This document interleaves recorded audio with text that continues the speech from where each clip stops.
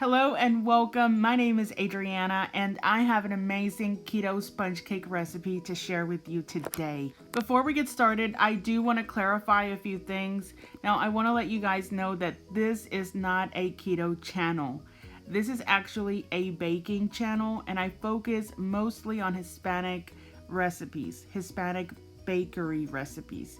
So I'm sorry to disappoint, but I will be bringing a keto recipe in English every Monday. So if you want to stick around, subscribe, like, and comment, you're more than welcome to. Also, this is a bilingual channel, so I hope you're not bothered by that.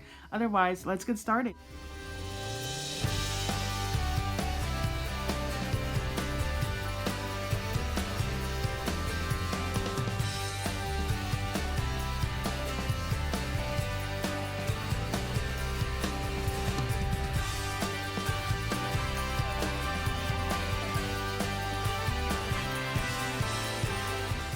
Over the ingredients, you'll need white vinegar, half a teaspoon of that, 3 large eggs, and I have sweetener here. This is the off-brand to Splenda, the granulated kind. You can use whatever sweetener you would like as long as it's granulated. I know that some people think that Splenda is not keto friendly. Use whatever is keto friendly to you. You'll also need 3/4 of a cup of almond flour. This is the brand that I bought at Sam's Club. It's the cheapest around here. And also I have cooking oil. This is vegetable oil. You can use whatever you use. It does not matter. Now, olive oil and avocado oil do have a stronger taste, so just keep that in mind. But it's up to you. It's your cake. Now, to get started, the only thing we're going to do is start off by adding the eggs to the mixer. I'm using a KitchenAid, but you can use a handheld mixer without a problem. You add the half a teaspoon of vinegar. The reason why I'm adding vinegar to this cake is because it's going to get rid of that eggy taste. Most of the recipes that I've found that are keto friendly taste like a whole lot of eggs, usually sweetened scrambled eggs, and that is absolutely disgusting to me. So we're not gonna do that here. This recipe is gonna taste like a cake and not like scrambled egg. I'm gonna go ahead and add the granulated Splenda into my eggs, and I'm going to mix this for about 10 minutes or so. Now, you are gonna notice that this batter will grow. It is going to triple in size until the eggs have a yellow pale color to them. They're going to look very fluffy. It's going to take about 10 minutes to do so. Now, I am going to add some artificial flavor. Now, this is butter flavor. You could add whatever flavor you'd like. Vanilla would go well, almond, any type of essence that you want. You can add it in here and that'll give you the flavoring of the cake. Now, this is after 10 minutes. This is what the eggs will look like once they have been whipped up. I'm going to be using this cake pan that I bought at Walmart. This is a 6-inch cake pan. They're very affordable. You can get 2 for about $8. They come in a 2-pack. You'll need a spatula so that you can fold in your almond flour. Now, this is the most important part of this recipe. You have to do this slowly. You add a little bit at a time and then you go ahead and fold it in. Do not be rough with this batter. Don't mix it. If you mix it, your batter will deflate and you're going to have a very, very small cake and it's just not going to be the right consistency. So you have to fold it in as you're seeing me do here. Now I'm going to stop talking now so that you can watch me, and I'll be back shortly.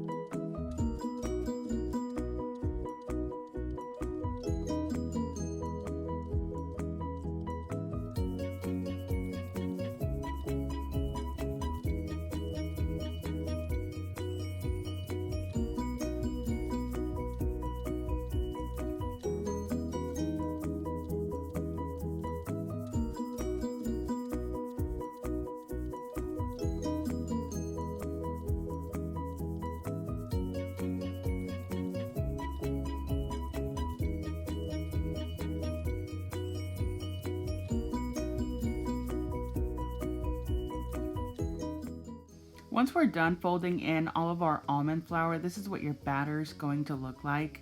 We're ready to add the 2 tablespoons of oil. Being that it's just 2 tablespoons of oil, you can go ahead and add that all at once and then start folding like you did with the almond flour. It's very easy. You're going to end up with a silky looking batter. Whenever you don't see the streaks of oil in the batter, that's whenever you're done. It'll take, just a few seconds to fold in. Now, you'll notice that on my cake pan, I had a piece of parchment paper on the bottom part and not on the sides. Now, it's not greased or anything like that. I did it on purpose, and I do this for my regular sponge cakes as well because I don't use any baking powder in my recipes. Now, the batter will stick to the sides of the cake pan, and that will help it rise. You'll need a knife to go over the batter to make sure that there's no air pockets left in here. You can do this, or you can grab the pan and kind of thump it on your countertop, which I do both. It's not going to deflate it if you're gentle with this. Then we'll send it into the oven at 350 degrees Fahrenheit for about 20 minutes or until you can put in a toothpick and it comes out completely clean. You can let this cake cool or not. I'm going to go ahead and take it out of the mold. Even when it's straight out of the oven, it will be just fine. The only thing I have to do is run a knife on the edges to release it, since we did not use any type of cooking spray, and we did that on purpose, remember? So we're gonna go ahead and take it out. Would you look at this cake? It looks just like a regular sponge cake. You can cut it in half. You can add a filling. You can fill it with strawberries. You can top it with whipped cream. The possibilities are endless here. It's absolutely beautiful. It does not taste eggy at all. It tastes just like a regular cake. It's actually very, very sweet. You can lower down the amount of sugar substitute to 1/4 if you do not like sweet cakes, but look at it. It's moist. It's not wet like a lot of keto cakes that I've tried. It's just absolutely delicious. I am obsessed with this recipe, and I am so proud because I came up with this recipe on my own. I love making sponge cakes. I have so many recipes here on my channel. Now they're mostly in Spanish, but if you would like for me to make those in English, I will gladly do so. I have all different flavors: vanilla, strawberry, chocolate, everything. I am the self-proclaimed queen of sponge cakes. So I am so thrilled to be able to make a keto version for all my keto friends, for my father who's a diabetic. I am just amazed. I hope that you like this recipe. I hope that you do subscribe to the channel, and I hope that you don't mind that we're bilingual around here. Thank you so much for sticking around. I'll put some videos or some pictures of my other sponge cakes. You're welcome to come and look around and see if you want to stay. I also want to mention that I am a couponer, so I do post that type of content every now and again whenever there is a good deal. Thank you for stopping by. I really appreciate it, and I hope you guys enjoy this recipe.